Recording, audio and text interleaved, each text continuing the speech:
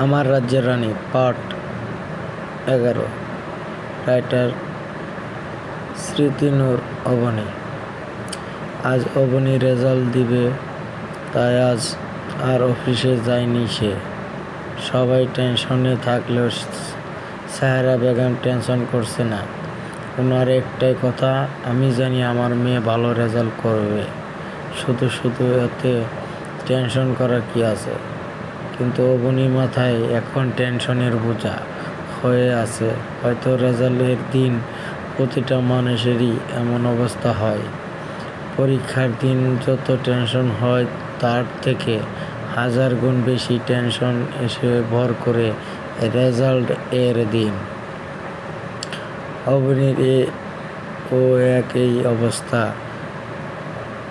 ওর মধ্যেও নানান রকম টেনশন ভর করছে। আমি যদি ভালো রেজাল্ট না করি তাহলে বাবার স্বপ্ন পূরণ করব কিভাবে নিজেকে অনেক বড় করে তুলে যারা বিপদের সময় অবহেলা করেছে তাদের দেখিয়ে দেব। কিভাবে আমি সবাইকে বলবো মেয়েরা চাইলে সব পারে, মেয়েরা মা, মেয়েরা স্বপ্ন, মেয়েরা বাস্তব, মেয়েরা শক্তি।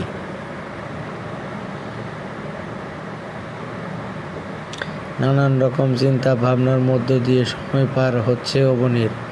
তখন ওর ওই নানু এসে বলল, দিদিভাই চিন্তা করিস না, তুই তো সোনার টুকরা মেয়ে রে, দেখবি আল্লাহ তোর রেজাল্ট অনেক ভালো করে দিবে, দোয়া করো। নানু জড়িয়ে ধরে। নীল আর নির্জয় একসাথে বসে গল্প করছে নীলের রুমে। নীলও আজ অফিসে যায়নি। নীল জানে আজ অবনী রেজাল্ট দিবে, তাই ও একটুও টেনশন হচ্ছে, কারণ বর্তমানে জিপিএ যে অনেক বড়, যার কারণে জিপিএ 5 না পেয়ে কত তরুণী আত্মহত্যা করে। কিছুক্ষণ পর নীলের মামুনি মিসেস নীলিমা আসলেন নীলের রুমে, আর এসে হন্তদন্ত হয়ে বলতে লাগলেন, নীল জানিস অবনী A+ পেয়েছে। এখনই মেয়েটা ফোন করে জানালো আমায়। ইস, আমার তো মনে হচ্ছে আমার মিশু। নীলের মুখে হাসি ফুটে উঠলেও নিশুর কথা বলাতেই মুখটা চুপসে গেল নীলের। তাই মিসেস নীলিমা কথা ঘুরিয়ে বললেন, শোন না নীল, আজকে আমরা সবাই অবনীদের বাসায় যাব। এখনো তো ওর মায়ের সাথে পরিচয় হলো না, যাবি তুই? নীল কিছু বলার আগে নীলে বলে উঠল, আন্টি, কোন অবনী? আপনাদের অফিসে যে কাজ করে ও? হ্যাঁ, ও শুধু অফিসে কাজই করে না, ও আমার মেয়ের মতো। ও আন্টি, নীল তো যাবেই, সাথে আমিও যাব। তাড়াতাড়ি রেডি হয়ে নিন। এই তুই এমন ছেঁচড়া হলি কবের থেকে? মামনি বাবা গেলে যাক, তাই বলে আমরা কেন? নীল, তুই চুপ করতো, আমারও যাব বুঝেছিস? আন্টি আপনি যান, আঙ্কেলকে বলেন। মিসেস নীলিমা চলে যেতে নির্জয় বলে উঠল, ইস, কবে থেকে দেখি না অ্যাটিটিউড গার্লটাকে, আজকে বাসায় তার জেনে নিলে পরে যেতে পারবো।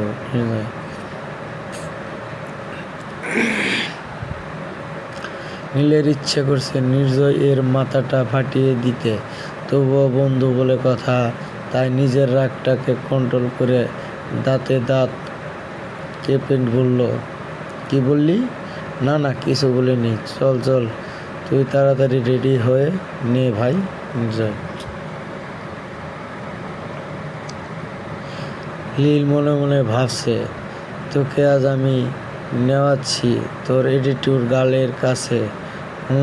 আজকে চিনে পরে আবার যাইতি, না না, আমি তো হতে দিব না। নীল ভাবতে ভাবতে রেডি হতে লাগলো। রেজাল্ট ভালো হওয়ার কারণে অবনীদের পরিবারের সবাই আজ খুশি।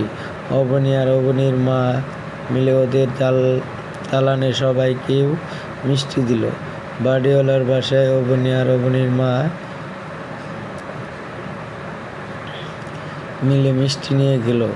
অবনীকে না চিনলেও অবনীর মায়ের সাথে সবারই রুম বেশি পরিচয় আছে। অবনীরা যাওয়ার ও দরজা খুলে দিল বাড়িওয়ালার বউ মিসেস সাবিনা। আরে আরে আফা, আসেন, ভিতরে আসেন। এটা কি আপনার বড় মেয়েটা নাকি? ভিতরে আসেন, বসেন। সাবিনা, অবনী আর মিসেস সাহেরা বেগম ভিতরে গিয়ে সোফায় বসলো। সাহেরা বেগম বললেন, হ্যাঁ আপা, এটা আমার বড় মেয়ে।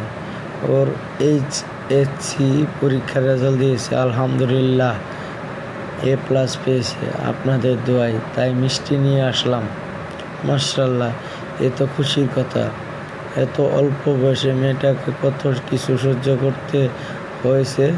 সাবিনা, মিসেস সাবিনা আর সাহেরা বেগম গল্প করতে লাগলেন। অনেকক্ষণ হয়ে যাবার পরেও ওদের গল্প শেষ হচ্ছে না দেখে অবনী এবার খুব বিরক্ত লাগছে। তাই ওর মাকে বলল, মা বাসায় চলো, আমি ওয়াশরুমে যাব। আরে মা, এরও তো আসলা, আর ওয়াশরুমের জন্য বাসায় যেতে হবে না কেন? ওই যে সামনে দিয়ে বা দিকে দেখো ওয়াশরুম আছে, তুমি যাও মা, আমরা গল্প করি। সাবিনা, অবনী মনে মনে নিজেকে এক গাদা বকাবকি করতে করতে উঠে গেল। বলেছে ওয়াশরুমে যাবে, এখন না গেলেও তো সমস্যা। নিজের মায়ের প্রতি এখন রাগ হচ্ছে তার। হয়তো এটাই মহিলাদের সব থেকে বড় সমস্যা। কথা শুরু হলে আর শেষ হতে চায় না। অযথা ওয়াশরুমের সামনে গিয়ে দাঁড়িয়ে রইল সে। হুট করে কারো হ্যাঁচকা টানে ভয় পেয়ে চোখ বন্ধ করে নিল অবনী। যখন চোখ খুলে দেখলো শাহিন ওর সামনে একটু দূরে দাঁড়িয়ে মিটমিট হাসছে, অবনীর রাগ উঠে গেল। জানমরিচ, তুমি শেষমেশ আমাদের বাসায় আসলে চুরি করতে? বলি আমায় চুরি করে মন ভরেনি? ওই আপনি কি পেয়েছেন? কি? হ্যাঁ, যখন তখন এমন করেন কেন? আমি কিন্তু এখন চিল্লাবো বলে দিলাম। হ্যাঁ জালমরিচ, কুল কুল, এত হাইপার হচ্ছ কেন? দেখো ভালো করে, এটা আমার রুম, আমি তোমার রুমে যাইনি, তুমি আমার রুমে এসেছো। চিৎকার করলে কার ক্ষতি হবে বলো তো, আমার নাকি তোমার? আপনি আমার পিছনে এতভাবে লেগে আছেন কেন বলুন তো? কি ক্ষতি করেছি আমি আপনার? সব থেকে বড় ক্ষতিটাই যে তুমি করেছো জালমরিচ, যে কারণে প্রতিনিয়ত আমার বুকের বাঁ পাশটা ব্যথা করে। ফালতু কথা বাদ দিয়ে আমাকে যেতে দিন বলেতেছি। যেতে তো দিবই, একেবারে তো আর রাখবো না। তার আগে এত ভালো রেজাল্ট করেছ, কিছু তো পাওনা আছো তাই না? এটা বলে সাফিন নিজের পকেট থেকে একটা ফাইল বের করে অবনীর হাতে দিয়ে বলল, আগেই বলেছি আমার এত মায়া নেই, শুধুমাত্র আমাদের বাসায় থাকো বলে একটা কর্তব্য পালন করলাম। তবে হ্যাঁ, ভুলেও যেন এটা নিজের পা থেকে না খুলো। যদি খুলো তাহলে আমার থেকে খারাপ আর কেউ হবে না, মাইন্ডেড?